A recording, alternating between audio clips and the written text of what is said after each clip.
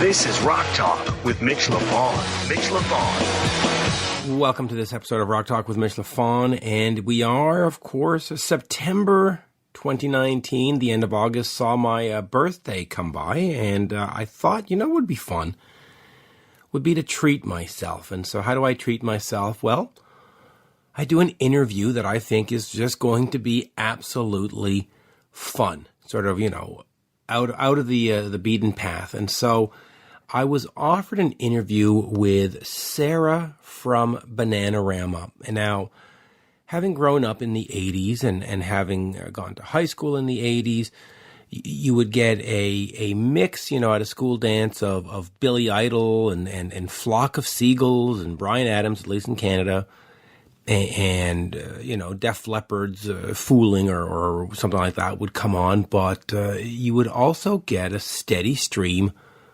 of Madonna and Bananarama and bands like that. And so, whether it's albums that I had in my collection or not, you can't deny the fun factor that is Bananarama. Sometimes it was fun, sometimes it was goofy, but either way, they would have a way to put a smile on your face. And of course, as I got a little bit older, went off to college and so on and so forth, you go out to clubs, and that song, Venus, was everywhere.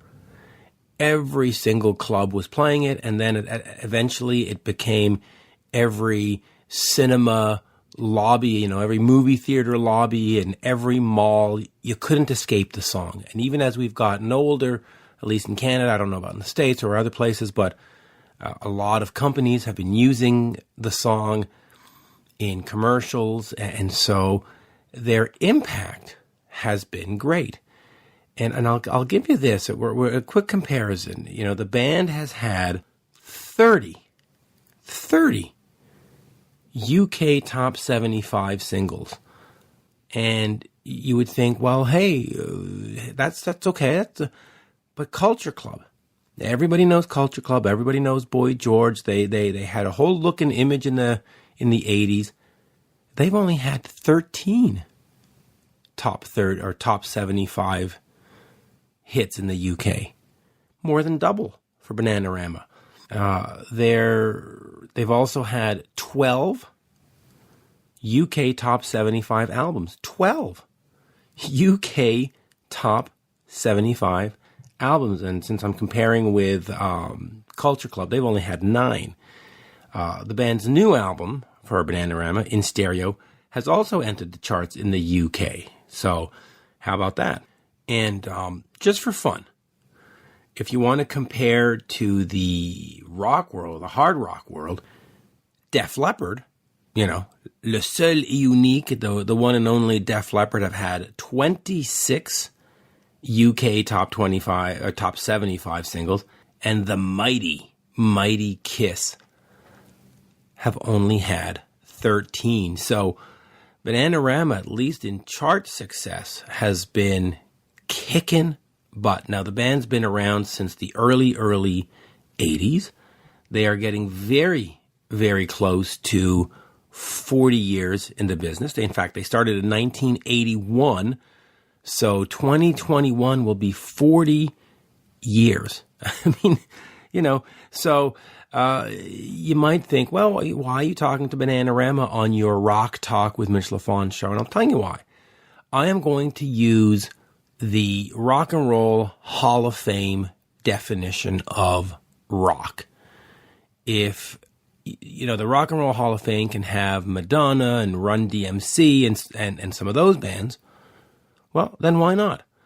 And if you look at the success of Bananarama, they might have to be considered for the Rock and Roll Hall of Fame, So anyway, on that, I will give you my interview, and this is like a little birthday present to myself, because I just thought this is going to be fun. And it was fun, and it was glorious. Here is the one, the only, Sara Dallin from Bananarama. We are speaking with Sara Dallin of Bananarama. Of course, the band has a new album out called In Stereo. Sara, this is an absolute delight to talk to you. I usually handle, the Kisses and the Metallicas and those kinds of bands, but when they said Bananarama, I said, F yeah. I have to. Oh, thank you so much. That's so nice. Thank you. Well, listen, I grew up in the 80s. It's actually my birthday today, and I grew up in the 80s, and I remember being through thank you. I'm getting older, which is not good. Yes, but we all are. But I remember, of course, being at clubs and all that, and there was Cruel Summer, and there was Venus, and it didn't matter if you listened to Metallica or if you listened to Aerosmith or any other. You would hear that, and it would put a smile on your face. And I don't care if you don't agree, you're a liar, because it does. It's just fun music. So.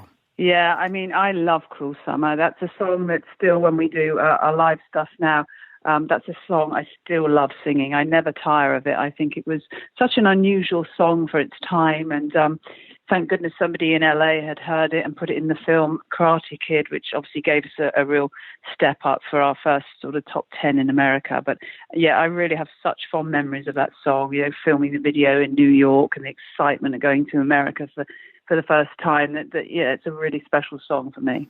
It really is. So before we get to all the past, let's deal with the present. The new album is in stereo, the first album in a decade. Talk to me about the importance of making new music, because we know very well you've had 30 hits. That's 30 hits in the top 75 on the UK charts. You could certainly go out and do a whole concert and play nothing but hits and still have some left over. Why the desire to stay creative and make new music? I mean, we've always been creative. Keren and I have made albums since the 80s, obviously. And we've done EPs, but this was the first time we actually thought, let's make an album. We actually self-funded it. We produced it with our friend. We put it out. We got a team around us. We were in control of absolutely everything. And to be honest, it's just like, it's what I've always done. I've made music, and it's what I enjoy, writing songs and performing. And if someone buys it, great. And if they don't, there's not that pressure of the 80s where it's like, oh, yes, this must go top 10. This must be. There's no sort of rat race now. It really is for the love of it. And we absolutely loved making it. And we made it over a couple of years. And then just thought, we'll put it out ourselves and see what happens. And it was our first top 30 album in simply ages in the UK. Singles did really well at radio. And, we played Glastonbury this year, and we've done some amazing shows. Just got back from Japan, where we played Summer Sonic, which are huge festivals out there. So it's been an amazing year for us. It really has. So talk to me about the process of recording, because I look over the discography, and you've always had a writing credit. You're not one of these pop bands where different producers come in and write everything for you and say, okay, pretty ladies, go sing it, right? You've been involved. Yeah. Talk to me about that. Yeah. I mean, I love writing. I left school and trained to be a journalist. I did a year at London College of Fashion, where I trained as a journalist. But Keren and I started the group with Siobhan, obviously, almost instantly. And then it was picked up by the Fun Boy 3, Terry Hall from the Specials. And the next minute, we were kind of on top of the pops. And so it kind of snowballed. But for me, it's very personal what you write about. Sometimes it can be trivial stuff, but it very much has to come from us. And I can't imagine if I was 19 now and some guy in their 30s or 40s writing these songs, that it's just not personal enough. For me, some people don't mind and it works, but for me, I always like to be involved in what we do. As you should. Now, talk to me about the differences of sort of the mid-'80s writing a pop tune and writing a pop tune in 2019. I would assume that it's not sort of the same recipe. Well, I think when you start out, obviously we had no experience, so we were very much reliant on finding really good producers that would co-write with us, and that would come by us being in clubs and hearing a track and thinking, for example, it would be Imagination with Body Talk, and we thought, right, who produced that? And it was Jolly and Swain, so we hunted them down, made an album with them. We did Robert De Niro, Cruel Summer, and then we loved Spin Me Round Like a Record by, name escapes me now. Dead or Alive. Right. Yes, that was sort of like 5 years in, and so we did Venus with them, Love in the First Degree, I Heard a Rumour. But we've always co-written, and now you kind of learn your trade really in the public eye. And so I think we're very good at arranging vocals and getting hooks mixing and just writing, what I think is great pop songs. And we don't pretend to be anything more than a pop group. And that's what we enjoy. We sing well in harmony.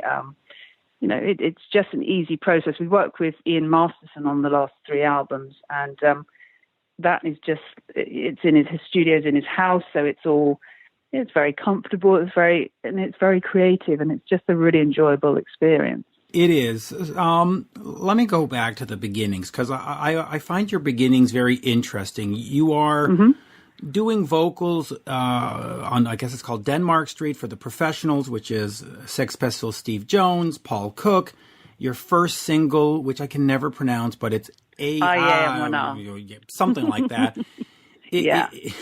Right, is in Swahili. How did you go from being sort of friends with the Sex Pistols, singing in Swahili, to becoming sort of the big hit makers? Well, Keren and I were living in the YWCA, and we had nowhere to live because that was closing down. And we had met Paul Cook in a club, and he said that the two of us could live in Denmark Street, which was basically Malcolm McLaren's office on the first level, and then below was just this hovel of a rehearsal studio. It literally had no heating, no water, no bath, nothing. It was just a hovel, but it was where the Pistols used to be, and it had Sid Vicious's bondage trousers in the cupboard. It had John Lydon's drawings of Sid and Nancy around the wall. So for 2 little punks, it was just like, wow, this is amazing. And it was in the heart of London. Denmark Street is very famous. The Stones recorded in studios there. I mean, it's a very famous street. And we went from making a demo with Paul to then it being played on the radio, and Terry Hall just heard it and really loved it. He saw a picture of us in a magazine called The Face and called us and said, did we want to sing on his album? And we were like, we're not proper singers. Does he know, is this going to work out? And it was just amazing because they gave us a drum and a maraca, and Keren played keyboards with Terry, and it was just, I'm really saying something and ain't what you do. And it was just a really great learning curve. And we were so shy. But the 3 of them were shy as well. And so the 6 of us traveled around, doing TV shows around Europe. And it was just cutting our teeth and learning our way. So there was no stage school, and it was not manufactured. It was just very organic. And I just think we have learnt, as we've gone along. I mean, our career now is sort of over 35 years. And, it's so lovely to now have a sort of hit album this far into our career. Because as females, it's also really hard, when you get older and people think, oh, well, but I think, I don't think you can put an age on something you enjoy. It may be that music is for young people, but I don't think it is. I think everybody, should continue to do what they love, regardless of what press or media and things people say. I agree, and I'm sure that B.B. King and Mick Jagger probably agreed as well. So, in fact, talk to me about that, though, because when you look at the bands that have been around, the Rolling Stones, the Kisses, the Aerosmith, it's all just sort of that rock, classic rock that pop bands don't really stick around. They come and they go. Gone here today, gone tomorrow.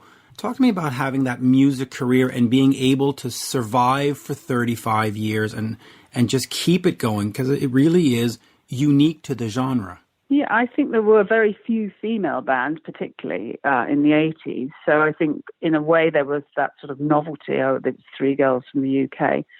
But I don't know. I think I've always been not overly ambitious, but very tenacious. And I love what I do. And I don't want to put a number on it or a sort of, well, you're in, you're out, I really don't care. It's what I love doing, and it's what I'll always do until there's nobody left to buy the records. But we were amazed by, the reaction to this album, particularly from the media as well. It's been wonderful. The media has been particularly wonderful with this. Usually when it's an older band, they usually go, it doesn't sound like their classic hit from 1985. Yeah. And you're like, well, it's not 1985. Maybe that's why.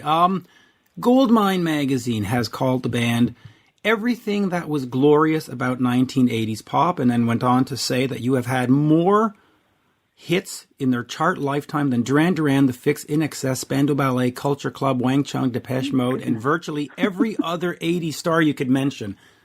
Wow. What a quote. Didn't know that. Yeah, amazing. Well, it is kind of amazing. Talk to me a little bit about that success, because when you think of Duran Duran or you think of Culture Club, there are one or two big songs come to mind. But when we think of Bananarama, you go, oh, yeah, they did Robert De Niro. Oh, yeah, they do The Shy One. Oh, yeah, they did. Talk to me a little bit about that, because it really is, I think it catches a lot of people by surprise. Yes, I think when people really do in-depth interviews and actually find out what really makes us tick, rather than just glossing over, a pop band from the 80s, three girls, did they write songs, did they not? It's quite, for me, just insulting, because, I'm not saying we are the biggest and the best or whatever, but, we've always written our own music, and I think all the ideas have come from us, and the same as Duran have as well. And I remember I watched a documentary with Simon and the rest of the boys, and they said when they didn't have their first album after their huge success wasn't a success, they were thought they were devastated, and then they did another album that wasn't quite such a big hit, and they thought, okay, and then they did a third album, and they thought, we don't care. This is what we love doing. We're going to tour. We're going to write the songs we want to write. And people come around to your way of thinking, and you're not going to please everybody. And not everybody's a pop fan, but, for our fans, they've been loyal. And having toured so much recently, people have flown from Australia to America, come to our UK album launch shows. And it's just it is amazing. They have been there since 1982. And I couldn't be more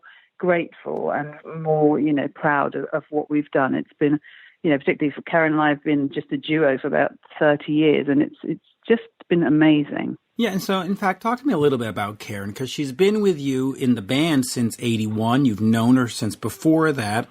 What has she meant to you, and I'm going to ask you on two levels here, but what has she meant to you professionally, but also what has she meant to you personally over all these years? Well, Keren is my best friend. We've known each other since we were babies.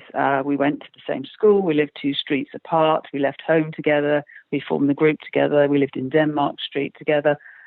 She really is, my best friend. What can I say? It's the most fantastic thing to be able to travel the world doing something you love and to be able to do it with your best friend. So on that level, she's everything. And she's kind of opposite to me in many ways, which I think is why we work so well together. We hardly ever argue. People always think that's just a lie, but we just don't argue. I'm the bossy one, and she's the sort of calmer one. But we work really well together. And writing songs is fantastic. I think initially Keren was a little bit reticent to write songs, a bit too shy. And she's very musical, and she's a trained pianist and very good with harmonies, and we work things out, and it's just such an enjoyable process. And we work really well together and like the same music and same influences. So lucky in that respect. It really is. Now, in 2017, you did the reunion tour with, I forgot the first, Fahey. Siobhan, yeah. I can't. Siobhan Fahey. See, I'm Canadian. I go Sabahin, but that's not how you pronounce it. But talk to me about that. Why, you had worked as a duo for so many years. Why was it interesting to bring that back? And bringing it back, you get that extra texture, you get that extra color to the songs and to the performances. What did she bring to the band? And are you sad that it had to end and that you're back to being a duo? No, it was only ever a one-off thing. We had this idea, a friend of ours said, have you ever thought about doing a reunion tour, just a one-off thing? And we said, no, not really. Why would we do that? We're quite happy the way we are. But the more we thought about it, and we bumped into Siobhan over the years and always sort of said, we should do a gig somewhere or just a one-off thing. And it just evolved. We talked a lot on the phone because she's obviously lives in LA. We talked a lot on the phone, and we just thought, let's do a UK tour and see how it goes. And it went absolutely fantastic. It was really amazing. But it was lovely to work with her. And it's funny because I haven't really seen her since she left the band in any sort of length of time. So spending time with her again was like going back in time, and we laughed and laughed and laughed, and it was hilarious. It was great fun. But at the end of the day, obviously we're a duo now, and Keren and I obviously wanted to get back to our this album that's coming out. So we sort of parted ways again. But it was an amazing it was a moment in time, and I will never forget that either. Yeah, it really was. And you know, the videos that I've seen from those performances look just like fun. Everything Bananarama does is fun, I have to say. 1984, you were, of course, involved with Band Aid, Bob Geldof's Band Aid. Talk to me about that moment, because that set off, you know, We Are the World in Canada, Northern Lights, and it really set a movement across the globe where artists said, hey, we've got to do something.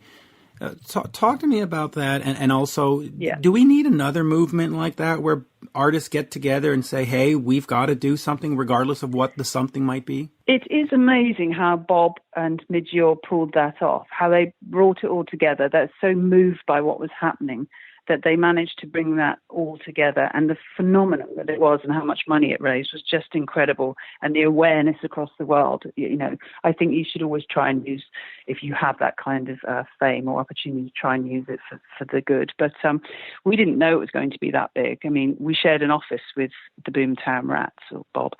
And so he called our manager on one Sunday morning and said, get the girls down, with an expletive, to the studio in wherever it was, West London, and we're doing this charity song. So we sort of Julie rolled out of bed and turned up there, and then I saw Sting walking down the street, and Bono and Paul Weller and George Michael, and it was just like, oh my God, what's going on? It's absolutely huge. And then I think they wrote the song while they was kind of in the studio, but then the Duranis arrived, and it was a phenomenal day, but you don't lose sight of what it was for. And it was amazing and great that it sort of snowballed into the American song as well, and even more awareness. And then obviously Live Aid, which was incredible. Yeah, Live Aid was the moment.